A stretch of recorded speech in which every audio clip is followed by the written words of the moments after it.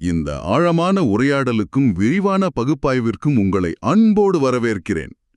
இன்னைக்கு நாம பேசப் போற விஷயம் அதாவது இதை தொடர்ந்து கேட்டுக்கிட்டு இருக்கிற உங்களை நேரடியாகவே தொடக்கூடிய ஒரு முக்கியமான விஷயம். நிச்சயமா. நம்ம அன்றாட வாழ்க்கையில நாம எல்லாரும் சந்திக்கிற ஒரு மிகப்பெரிய குழப்பத்தை பத்தி தான் இன்னைக்கு நாம அலச போறோம். நாம செய்யற ஒவ்வொரு செயலும் ஒரு விளைவை, அதாவது ஒரு வினை பயனை அல்லது கர்மாவை உருவாக்குகிறது அப்படின்னு பலரும் சொல்றத நீங்க கண்டிப்பா கேட்டிருப்பீங்க. ஆமா, அது ரொம்ப பொதுவான ஒரு கருத்து தான். அப்படியென்றால் இந்த கர்மாவிலிருந்து தப்பிக்க நாம என்னதான் செய்யறது? நம்ம வேலை, குடும்பம், பொறுப்புகள்னு எல்லாவற்றையும் அப்படியே போட்டுவிட்டு எந்த செயலும் செய்யாம அமைதியா ஒரு காட்டுக்குள்ள போய் தியானம் பண்ணிட்டே இருக்கணுமா? காட்டுக்குள்ள போகணுமா? ஆமா, இன்னும் ஒரு பயங்கரமான சிந்தனை இது இல்லையா? சரி, இதை கொஞ்சம் விரிவாக பார்ப்போம். உண்மையிலே கர்மாவிலிருந்து தப்பிக்க அதுதான் ஒரே வழியா? எல்லாத்தையும் திறந்துட்டு ஓடுறது மட்டும்தான் தீர்க்கமான முடிவா? கண்டிப்பாக இல்ல. காட்டுக்கு செல்ல வேண்டிய அவசியமே இல்ல. அப்படா, அது ஒரு பெரிய ரிலீஃப். சொல்லப்போனால் இது பலருக்கும் இருக்கிற ஒரு பெரிய தவறான புரிதல்னு தான் சொல்லணும். நாம சம்சார வாழ்க்கையில, அதாவது குடும்பத்துல இருந்து கொண்டே நம்முடைய அன்றாட பணிகளை செய்து கொண்டே புதிய கர்ம வினைகள், அதாவது ஆகாமிய கர்மம்னு சொல்லப்படுற புதிய வினைகள் நம்மை ஒட்டாம தப்பிக்கும் ஒரு மாபெரும் கலை இருக்கு. ஓ, அப்படியா? ஆமா. அதத்தான் நம்முடைய ஆதாரங்கள் நிஷ்காம கர்மம் அல்லது கர்மயோகம்னு அழைக்குது. எந்த காட்டுக்கும் போக வேண்டாம். நீங்க இருக்கிற இடத்துல இருந்தே இந்த உலகத்தோட இயல்பாக இணைந்திருந்தே உங்களை தற்காத்து கொள்ள முடியும். இதுதான் இன்னைக்கு நம்ம பகுப்பாய்வோட நோக்கமா? கட்டாயமா. இந்த விரிவான பகுப்பாய்வோட நோக்கமே அதுதான். நம்மிடமுள்ள தரவுகளின் அடிப்படையில் பலன் எதிர்பாராத கடமை அப்படின்னா என்ன, அது எப்படி நம்மளை உண்மையான தியானத்திற்கு இட்டு செல்கிறது அப்படிங்கறத ஆழமாக புரிந்து கொள்ள போகிறோம். அது கேட்பதற்கே ரொம்ப நிம்மதியாக இருக்கு. எல்லாவற்றையும் விட்டுட்டு ஓட தேவையில்லை அப்படிங்கிறதே ஒரு மிகப்பெரிய ஆறுதல் தான். ஆனா இது நடைமுறையில எப்படி சாத்தியம்? எனக்கு ஒரு சின்ன சந்தேகம் இருக்கு. சொல்லுங்க, என்ன சந்தேகம்? இந்த நிஷ்காம கர்மம் அப்படிங்கிற வார்த்தைய நம்ம ஆதாரங்கள்ல எப்படி உடைச்சு சொல்லியிருக்காங்க? காமம் அப்படின்னா ஆசை அல்லது எதிர்பார்ப்பு. அப்போ நிஷ்காமம் அப்படிங்கிறது ஆசையற்ற பலனை எதிர்பார்க்காத ஒரு நிலையை குறிக்குது, சரிதானே? மிகச் சரியான விளக்கம். புகழ், பணம்னு எந்த பலனும் எதிர்பார்க்காம இதை நான் தான் செய்யறேன் அப்படிங்கிற ஈகோ இல்லாம கடமைக்காக ஒரு செயலை செய்யறது. இது கேட்க நல்லா இருக்கு. ஆனா ஒரு கார்ப்பரேட் வேலையிலயோ இல்ல ஒரு குடும்பத்திலயோ பலனை எதிர்பார்க்காம எப்படி ஒரு செயலை செய்ய முடியும்? இங்கே மிகவும் ஆச்சரியமான விஷயம் என்னவென்றால், கர்மா அப்படிங்கிறது நாம செய்யற செயல்ல இல்ல. செயல்ல இல்லையா? பின்ன எதுல இருக்கு? அந்த செயலின் பின்னாடி இருக்கிற நோக்கத்துல, அதாவது இன்டென்ஷன்ல தான் அது ஒளிந்திருக்கு. இதுதான் ஒட்டுமொத்த தத்துவத்தோட மையப்புள்ளி. நீங்க ஒரு செயலை எதற்காக செய்றீங்க, என்ன எண்ணத்தோட செய்றீங்க அப்படிங்கறது தான் உங்க கர்மாவை தீர்மானிக்குது. அப்போ எண்ணம் நல்லா இருந்தா போதும்னு சொல்றீங்களா? நோக்கத்தை தூய்மைப்படுத்தி விட்டா நீங்க எவ்ளோ பெரிய செயல் செஞ்சாலும் அந்த செயலோட கர்மம் உங்களை தாக்கவே தாக்காது. இது எனக்கு வேணும், இத நான் செஞ்சேன் அப்படிங்கிற அந்த அகங்காரம் தான் கர்மாவோட விதை. இத மிக எளிதாக புரிஞ்சுகொள்ள நம்முடைய ஆதாரங்கள்ல 2 அற்புதமான ஓமைகள் கொடுக்கப்பட்டிருக்கு. ஆமா ஆமா, அந்த ஓமைகளை படிச்சப்போ எனக்கு நிறைய கேள்விகளும் ஆச்சரியங்களும் வந்துச்சு. அதுல முதல் ஓமை அந்த வறுத்த விதை ஓமை. ஆமாம், தி ரோஸ்டட் சீட் அனாலஜி. ஒரு சாதாரண விதையை பத்தி இதுல சொல்லியிருக்காங்க. எனக்கு இதுல இருக்கிற அடிப்படை விஷயம் புரியுது. ஆனா இந்த விதையை வறுக்கிறது அப்படிங்கிற கான்செப்ட் நம்ம அன்றாட வாழ்க்கைக்கு எப்படி பொருந்துன்னு கொஞ்சம் விளக்கமா சொல்ல முடியுமா? கண்டிப்பா. இப்போ ஒரு சாதாரண விதைய நம்ம மண்ணில் போட்டா என்ன ஆகும்? முளைக்கும். அதாவது நாம செய்யற ஒவ்வொரு சாதாரண செயலும் ஒரு விதை மாதிரி. அது எதிர்காலத்துல ஒரு புதிய வினை பயனையோ விளைவையோ உருவாக்கும். ஆனால் அதே விதைய நெருப்புல நன்றாக வறுத்து விட்டு மண்ணில் போட்டா என்ன ஆகும்? அது முளைக்கவே முளைக்காது. எக்ஸாக்ட்லி, அது முளைக்காது. இங்கே நெருப்பு என்பது எதை குறிக்குதுன்னு நம்ம ஆழமா கவனிக்கணும். அது எதிர்பார்ப்பு இன்மை மற்றும் நான் என்ற அகங்காரம் இன்மை என்னும் நெருப்பு. வாவ், அகங்காரமின்மை அப்படிங்கிற நெருப்பு. ஆமா, நீங்க செய்யற செயல்களை இந்த நெருப்புல வறுத்து விட வேண்டும். அப்படி வறுக்கப்பட்ட செயல்கள் வறுத்த விதைகளைப் போன்றவை. நீங்க உலகத்துல மற்றவர்களைப் போலவே எல்லா செயல்களையும் செஞ்சுக்கிட்டே இருப்பீங்க. ஆபீஸ் போவீங்க, ப்ராஜெக்ட் முடிப்பீங்க, குடும்பத்தை கவனிப்பீங்க. ஆனா கர்ம ஒட்டாது. ஆமா, அதிலிருந்து எந்த புதிய கர்ம வினையும் முளைக்காது. ஏன்னா அதற்கான வேறான எதிர்பார்ப்பும் அகங்காரமும் ஏற்கனவே கருகிடுச்சு. இங்கதான் விஷயம் ரொம்ப சுவாரஸ்யமா மாறப்போகிறது. 2வது ஓமையாக நம்ம ஆதாரங்கள்ல ஒரு பேங்க் காசாளர் ஓமை கொடுக்கப்பட்டிருக்கு. இது ரொம்ப அருமையான ஓமை. இது கேட்பவர்கள் எல்லாருக்கும், அதாவது நமக்கெல்லாம் ரொம்ப நெருக்கமான ஒரு உதாரணம். ஒரு பேங்க்ல வேலை செய்யற காசாளரை பத்தி சொல்லியிருக்காங்க. இத நான் படிச்சப்போ இது நிஜமாவே சாத்தியமான ஒரு சந்தேகம் வந்துச்சு. ஏன் அப்படி தோணுச்சு? அவர் தினமும் பல லட்சக்கணக்கான ரூபாய்களை கையாள்றார். ஆனா சாயங்காலம் வீட்டுக்கு போகும்போது அந்த பணத்தை நினைச்சு சந்தோஷப்படவோ கவலைப்படவோ மாட்டார்னு சொல்லப்பட்டிருக்கு. இதை நம்ம வாழ்க்கையோட எப்படி இணைத்து பார்க்கிறது? ஏன்னா பேங்க் பணம் அவர் பணம் இல்ல, அதனால அவர் கவலைப்படல. ஆனா ஏன் வீடு, ஏன் குடும்பம், ஏன் வேலைன்னு வரும்போது அந்த காசாளர் மனநிலை எப்படி வேலை செய்யும்? இது ரொம்ப நியாயமான கேள்வி. இந்த இடத்துல தான் நாம ரொம்ப ஆழமா சிந்திக்கணும். நீங்க சொன்ன மாதிரி பேங்க் பணம் தன்னுடையது இல்லைன்னு அவருக்கு தெரியும். நாமும் இந்த உலகத்துல அந்த வங்கி காசாளரை போல தான் வாழ பழகணும்னு நம்ம ஆதாரங்கள் ஆணித்தரமா சொல்லுது. நம்ம வாழ்க்கையில நாம ஒரு காசாளரா? கொஞ்சம் சிந்தித்து பாருங்க. நம்மிடம் இருக்கிற திறமைகள், நம்முடைய உறவுகள், நம்மிடம் உள்ள செல்வம் எல்லாமே பிரபஞ்சம் அல்லது இயற்கை நம்மிடம் கொடுத்து வைத்துள்ள பொறுப்புகள் மட்டுமே. ஓ, நம்ம சொந்த இல்லைன்னு சொல்றீங்க? நாம் இங்கு வெறும் ஒரு கருவி மட்டும்தான், இன்ஸ்ட்ருமெண்ட். இந்த திறமை என்னுடையது, இந்த குழந்தை என்னுடையது அப்படிங்கிற அந்த உடைமை உணர்வு, அந்த ஓனர்ஷிப் தான் எல்லா பிரச்சனைக்கும் காரணம். உண்மைதான். நாம ஒரு காப்பாளர் அல்லது காசாளர் மட்டும்தான் அப்படிங்கிற விழிப்புணர்வோடு செயல்பட்டா இதை நான் செய்கிறேன் என்ற எண்ணம் வராது. காசாளரை போல கடமையை மட்டும் செஞ்சா எந்த கர்மாவும் நம்ம கணக்குல ஏறாது. கேட்கவே ரொம்ப ஆழமா இருக்கு. ஆனா வரும்போதும் சரி போகும்போதும் சரி, காசாளர் எப்படி ஒரு சமநிலையில இருக்காரோ அதே சமநிலைய நாமும் நம்ம வாழ்வுல பழகிக்கணும். ஒரு கார்ப்பரேட் வேலையில உங்க ப்ராஜெக்ட் சக்சஸ் ஆனாலும் சரி, ஃபெயில் ஆனாலும் சரி, நான் என் முழு உழைப்ப கொடுத்தேன், ஆனா ரிசல்ட் பிரபஞ்சத்தோட கையிலன்னு நினைக்கும் போது அந்த ஸ்ட்ரெஸ் உங்களை பாதிக்காது. அது நிஜமாவே ஒரு மிகப்பெரிய விடுதலை உணர்வை கொடுக்குது. நான் வெறும் கருவி, நான் ஓனர் இல்ல அப்படின்னு நினைக்கும் போதே பாதி மன அழுத்தம் குறைஞ்சிடுது. சரி, இது இன்னொரு படி மேல கொண்டு சென்றால் எல்லா துறையில இருப்பவர்களுக்கும் இது பொருந்துமா? கண்டிப்பா எல்லாருக்கும் பொருந்தும். குறிப்பாக நம்முடைய ஆதாரங்களில் குணப்படுத்தும் துறையில், அதாவது ஹீலிங் துறையில் இருப்பவர்களை பத்தி ஒரு குறிப்பிட்ட விஷயத்த சொல்லியிருக்காங்க.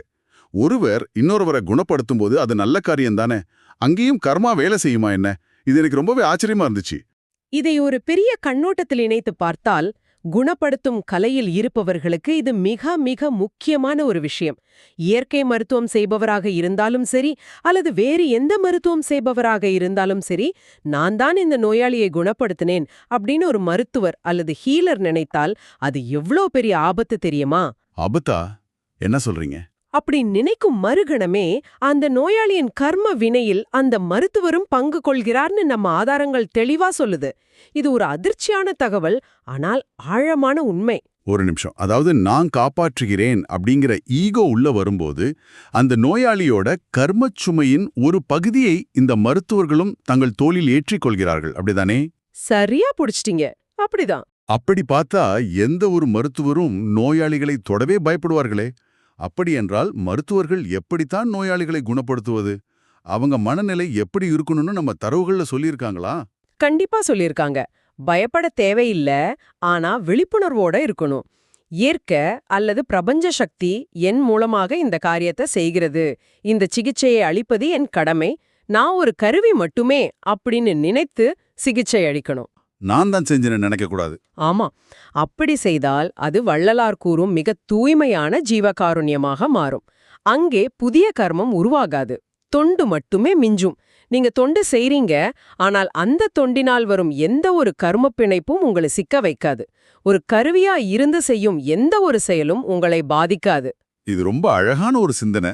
இது மருத்துவர்களுக்கு மட்டுமில்ல, பிறருக்கு உதவி செய்யும் சமூக சேவகர்கள், ஆசிரியர்கள்னு எந்த துறையில் இருப்பவர்களுக்கும் பொருந்தும். அப்படி என்றால் இதற்கெல்லாம் என்ன அர்த்தம்? நாம நான் அப்படிங்கிற அகங்காரத்தை விட்டுட்டு பலனை எதிர்பார்க்காமல் ஒரு வேலையை செய்யும்போது நம்முடைய மனம் தூய்மையாகிறது. சரி, அதன் பிறகு என்ன நடக்கிறது? இதுக்கும் தியானத்துக்கும் என்ன சம்பந்தம்? ரொம்ப நேரடி சம்பந்தம் இருக்கு. ஏன்னா நம்முடைய ஆதாரங்களில் பிரபஞ்ச ஆற்றலும் தியானமும் அப்படின்னு ஒரு பகுதி இருக்கு. இதுல மனித உடம்ப ஒரு ஏர் மெஷின் அப்படின்னு குறிப்பிட்டிருக்காங்க. உடம்பை எப்படி ஏர் மெஷின் ஆகும்? இது அறிவியலும் ஆன்மீகமும் சந்திக்கிற ஒரு இடமா? இதை கொஞ்சம் விரிவாக விளக்குங்களேன். ரொம்ப சுவாரஸ்யமான கேள்வி இது. நம்ம உடம்ப ஏன் ஏர் மெஷின்னு சொல்றாங்கன்னா, நம்ம உடம்பும் மனசும் இயங்குறதே மூச்சு காற்று மூலமா, அதாவது பிராண ஆற்றல் மூலமா தான். ஓ, மூச்சு காற்று தான் அந்த ஏர். ஆமா, நிஷ்காம கர்மத்தின் மூலம் மனதின் எண்ணங்களை, எதிர்பார்ப்புகளை நாம சுத்தப்படுத்திய பிறகு மனித உடலாகிய இந்த ஏர் மெஷின் நேரடியாக பிரபஞ்ச ஆற்றலை உள்வாங்க தயாராகி விடுகிறது. பலரும் தியானம் என்றால் ஏதோ கண்களை மூடிக்கொண்டு அமைதியா உட்கார்ந்து கற்பனை உலகத்தில் மிதப்பது அப்படின்னு நினைத்து கொண்டிருக்கிறார்கள். அதுவல்ல தியானம். அப்போ உண்மையான தியானம்னா என்ன? தியானம் என்பது மனதை முழுமையாக ஒரு நியூட்ரல் நிலைக்கு கொண்டு செல்வது. அதாவது கார் ஓட்டும்போது வண்டியை எந்த கியரிலும் இல்லாமல் நியூட்ரலில் வைப்போமே, அதுபோல மனசுல எந்த எண்ணமும் ஈகோவும் இல்லாதப்போ நம்ம உடம்பு இயல்பாகவே பிரபஞ்ச சக்தியை ஈர்க்கத் தொடங்கும். இதை புரிந்து கொள்ள அந்த அழுக்கு நீர் தொட்டி ஓமை ரொம்பவே உதவியாக இருக்கு. எனக்கு தெரிஞ்ச வரை ஒரு தண்ணீர் தொட்டி நிறைய அழுக்கு நீர் நிரம்பி வழியுதுன்னு வச்சுப்போம். அந்த அழுக்கு நீர் தான் நம்முடைய தேவையற்ற எண்ணங்கள், ஈகோ மற்றும் எதிர்பார்ப்புகள். சரியா சொல்றீங்க. அந்த தொட்டில கொண்டு போய் நீங்க புதிய சுத்தமான நீரை ஊற்ற முடியுமா? முடியாது. முதல்ல அந்த அழுக்கு நீரை வெளியேற்ற வேண்டும்.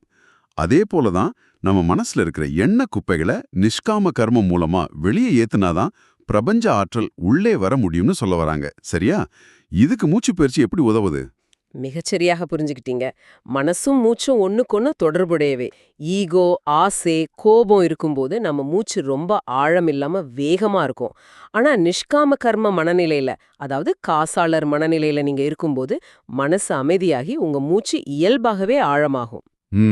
அப்படி தூய்மையான பிறகு நீங்க கண்களை மூடி அமைதியாக அமரும்போது அறிவியல் பூர்வமாக உங்க மூளையில் மிகப்பெரிய மாற்றங்கள் நிகழ்கின்றன. சாதாரணமா நான் முழிச்சிருக்கும்போது நம்ம மூளையின் அலைவரிசை பீட்டா நிலையில இருக்கும். Beta brain waves. ஆனா மனசு அமைதியாகும்போது அது ஆல்பா அல்லது அதற்கும் ஆழமான தீட்டா நிலைக்கு செல்கிறது. இது விஞ்ஞானம் நிரூபித்த உண்மை. இந்த முழுமையான அமைதி நிலையில என்ன நடக்குதுன்னு நம்ம தரவுகள் ரொம்ப ஆழமா விவரிக்கின்றன. அந்த அமைதி நிலையில எந்த தடையும் இல்லாம பிரபஞ்ச ஆற்றல் உள்ளே வருதுன்னு சொல்லியிருக்காங்க. குறிப்பா முதுகுத்தண்டில் உள்ள சுழுமுனை நாடி வழியா உள்ளே வருதுன்னு படிச்சேன். ஆமா, சுழுமுனை நாடி. சாதாரணமாவே நான் மூச்சு விடுறோம். அப்போ வராத ஆற்றல் அந்த ஆல்பா அல்லது தீட்டா நிலையில மட்டும் எப்படி இந்த சுழுமுனை நாடி வழியா பிரத்யேகமா உள்ளே போகுது? ஏன்னா சாதாரணமா இருக்கும்போது நம்முடைய மன அழுத்தம், எண்ணங்கள் எல்லாமே நம்ம உடம்புல இருக்கிற நாடிகளில் தடைகளை ஏற்படுத்துகின்றன. ஆனா நீங்க அந்த பூஜ்ய நிலையை, அதாவது எண்ணங்கள் அற்ற நிலையை அடையும் போது அந்த தடைகள் எல்லாம் நீங்கி விடுகின்றன. அந்த பிளாக்கேஜஸ் எல்லாம் ரீஸ் ஆயிடுது. எக்ஸாக்ட்லி. அப்போ பிரபஞ்சத்தில் உள்ள மிக தூய்மையான பிராண ஆற்றல் எந்த தடையும் இல்லாமல் உங்கள் முதுகுத்தண்டில் உள்ள சுழுமுனை நாடி வழியாக உங்கள் உடலுக்குள் நேரடியாக உட்செல்கிறது. அப்போ அந்த பிராண ஆற்றல் உள்ளே செல்லும்போது அது வெறுமனே மனதை மட்டும் அமைதிப்படுத்துறதில்ல, உடலையும் சேர்த்து குணப்படுத்துது இல்லையா? நம்ம ஆதாரங்கள்ல சொல்லப்பட்டிருக்கிற செல்லுலார் ரீஜுவனேஷன், அதாவது உடலின் ஒவ்வொரு செல்லையும் புதுப்பிக்கும் செயல்முறை இதுதானா? ஆமா, அதுதான். இது ஏதோ மாயமோ மந்திரமோ இல்ல. இது நம்ம உடலோட இயற்பியோ மற்றும் பிரபஞ்ச ஆற்றலோட ஒரு தூய்மையான ஒருங்கிணைப்பு. இதை கேட்கும்போதே ரொம்ப ஆச்சரியமா இருக்கு. ஆமா, இந்த பிராண ஆற்றல் தான் உடலோட ஒவ்வொரு செல்லையும் புதுப்பித்து நோய்களை குணமாக்கும் வல்லமை கொண்டது. ஆக மனதை இப்படி ஒரு முழுமையான பூஜ்ய நிலைக்கு கொண்டு செல்வதுதான் தியானத்தோட உண்மையான நோக்கம்.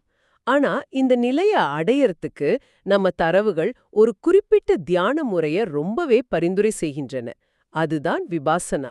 விபாசனா, இது பலரும் கேள்விப்பட்ட ஒரு வார்த்தையா இருக்கலாம். ஆனா நம்ம பேசிக்கிட்டு இருக்கிற இந்த நிஷ்காம கர்மத்துக்கும் காசாளர் மனநிலைக்கும் மூளை அலைவரிசைக்கும் விபாசனா எப்படி ஒரு பாலமாக அமையுது? விபாசனாவுல அப்படி என்ன பிரத்யேகமா செய்றாங்க? விபாசனா அப்படிங்கிறது ரொம்ப எளிமையான ஆனா மிக ஆழமான ஒரு தியான முறை. இதுல எந்த மந்திரமும் இல்ல, எந்த கற்பனையும் இல்ல. மூச்சு உள்ளே போவதையும் வெளியே வருவதையும், அந்த மூச்சுக்கும் எண்ணங்களுக்கும் இடையில் இருக்கும் அந்த சிறிய இடைவெளியையும் கவனிக்கிறது மட்டும்தான் இதோட வேலை. வெறும் கவனிப்பது மட்டும்தானா? ஆமாம். மனம் எதையும் தேடாமல், எதையும் எதிர்க்காமல் வெறுமனே நடப்பதை கவனித்துக் கொண்டிருக்கும் ஒரு சாட்சி நிலை, விட்னஸிங் ஸ்டேட். இதுதான் நாம முதல்ல பேசின அந்த வங்கி காசாளர் மனநிலையோட உச்சகட்டம். வாவ், இப்போ எல்லாமே ஒன்னா இணையுது. இந்த நிலைக்கு நீங்க பழகிட்டீங்கன்னா அன்றாட வாழ்க்கையில நீங்க செய்யற செயல்கள் எல்லாமே தானாகவே நிஷ்காம கர்மமாக மாறிவிடும். உங்க ஈகோ முழுமையா கரைஞ்சிடும். எவ்வளவு ஆழமான பயணம் இது! இதை நாம் ஒட்டுமொத்தமா சுருக்கி பார்த்தால், கர்மாவிலிருந்து தப்பிக்க நாம் எங்கேயும் ஓடத் தேவையில்லை. கர்மா என்பது நம்முடைய செயலில் இல்லை, நம்முடைய எண்ணத்தில்தான், நோக்கத்தில்தான் இருக்கு. நான் என்ற அகங்காரத்தையும் எனக்கு என்ன கிடைக்கும் என்ற எதிர்பார்ப்பையும் நெருப்பில் போட்டு வறுத்துவிட்டால் நாம் செய்கிற செயல்களெல்லாம் வறுத்த விதையாக மாறிவிடும், அது மீண்டும் முளைக்காது. மிகச்சரி. ஒரு வங்கி காசாளரைப் போல நம்மிடம் கொடுக்கப்பட்ட பொறுப்புகளை பற்றில்லாமல் கடமையாகச் செய்ய பழக வேண்டும்.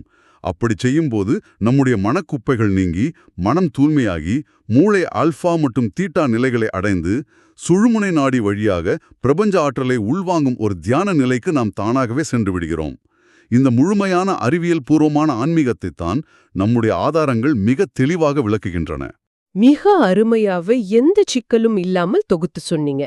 இந்த அறிவு வெறுமனே கேட்டுட்டு போற தகவலா இல்லாம இது ஒரு வாழ்க்கை முறையாக மாற வேண்டும் அப்படிங்கிறது தான் இதோட இறுதி நோக்கம். இதை தொடர்ந்து கேட்டுக்கொண்டிருக்கும் உங்களுக்கு ஒரு முக்கியமான நினைவூட்டல். நாளைக்கு நீங்க உங்க ஆபீஸ்ல ஒரு முக்கியமான மீட்டிங்ல இருக்கும்போதோ இல்ல வீட்ல ஒரு வேலையை செய்யும் போதோ நீங்களும் அந்த வங்கி காசாளர் தான் அப்படிங்கிறத மனசுல வச்சுக்கோங்க. இந்த வேலையை நான் எனக்காக இல்ல, ஒரு கடமைக்காக செய்கிறேன். இதன் பலன் பிரபஞ்சத்திற்கானது. நான் வெறும் கருவிதான் அப்படின்னு நினைக்கிற அந்த ஒரு நொடியில உங்க மூளையோட அலைவரிசையை நீங்களே அமைதிப்படுத்தி பிரபஞ்ச ஆற்றலை உள்வாங்க நீங்க தயாராகி விட்டீர்கள் என்ற அர்த்தம். நீங்க இருக்கிற அந்த ஆபீஸ் சேர் அல்லது வீட்டு ஹால் அதுவே ஒரு தியான கூடமாக மாறிவிடுகிறது. இது ஒரு முக்கியமான கேள்வியை எழுப்புகிறது. இன்று நாம் இந்த தரவுகளின் அடிப்படையில் விரிவாக பேசிய விஷயங்களை வச்சு கொஞ்சம் ஆழமாக சிந்தித்து பாருங்கள்.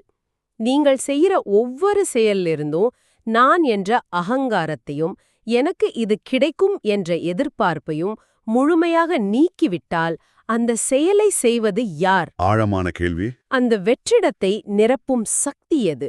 நீங்கள் வெறும் ஒரு கருவி மட்டும்தான் என்றால் அந்த செயலை உங்கள் மூலமாக இயக்கும் அந்த பிரபஞ்ச சக்திக்கு என்ன பெயர்? இதை இன்றே சற்று ஆழமாக சிந்தித்துப் பாருங்கள். என்ன ஒரு அற்புதமான ஆழமான கேள்வி.